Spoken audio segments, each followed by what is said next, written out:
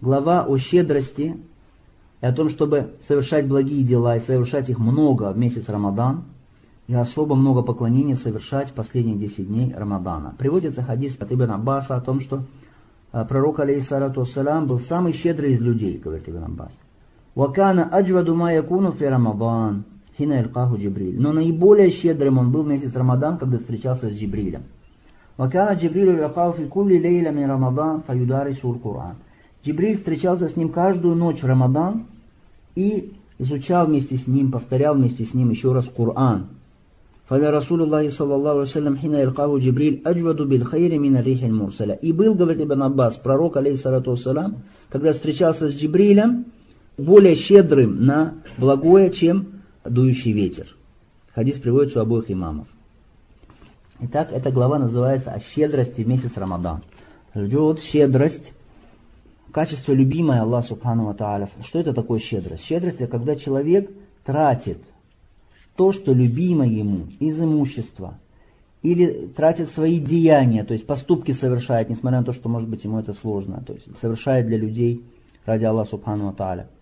То есть щедрость, она может быть в виде имущества, то есть человек дает бедняку, дарит богатому, бедному дает садак, а богатому дает подарок.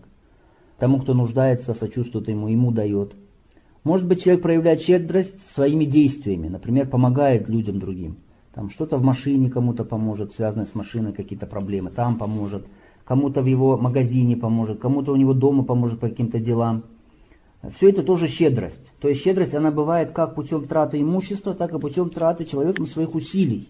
И сюда же входит, например, трата человеком своего авторитета. То есть когда у кого-то есть проблема, то есть ему грозит какой-то вред, или кому-то нужно помочь в чем-то, человек своим авторитетом выступает посредником, ходатаем за этого человека, чтобы тот человек смог получить пользу, или чтобы отстранить от этого человека какой-то вред.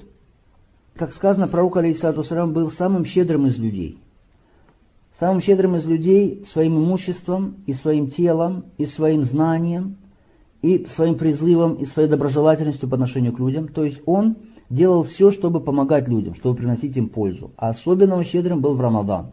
Потому что Рамадан — это месяц щедрости. Потому что в этот месяц Аллах дает людям больше даже, чем дает обычно. И поэтому рабы Аллаха, которым Аллах Субхану Тааля дал свой тауфик, дал свою помощь, которых Он направил, они бывают щедрые в отношении своих братьев, особенно в этот месяц. Потому что Аллах Субхану Тааля, Он щедрый, и Он любит щедрых. И в этот месяц Джибриль, месяц Рамадан, каждую ночь приходил к пророку, алейхиссалату вассалям, и они вместе изучали Коран, повторяли его для того, чтобы он еще больше укрепился в сердце пророка, алейхиссалату вассалям. И чтобы получить саваб, то есть получить награду за это, потому что за повторение Корана, за перечитывание Корана, если люди вместе, например, садятся и повторяют Коран, перечитывают, и вот за это получают награду от Аллаха Субхану ва Тааля. И Джибриль каждую ночь нисходил к пророку, алейхиссалату вассалям, и они изучали и повторяли Коран. Как он нисходил, в каком виде, мы не знаем, потому что это один из ангелов, которых мы не видим.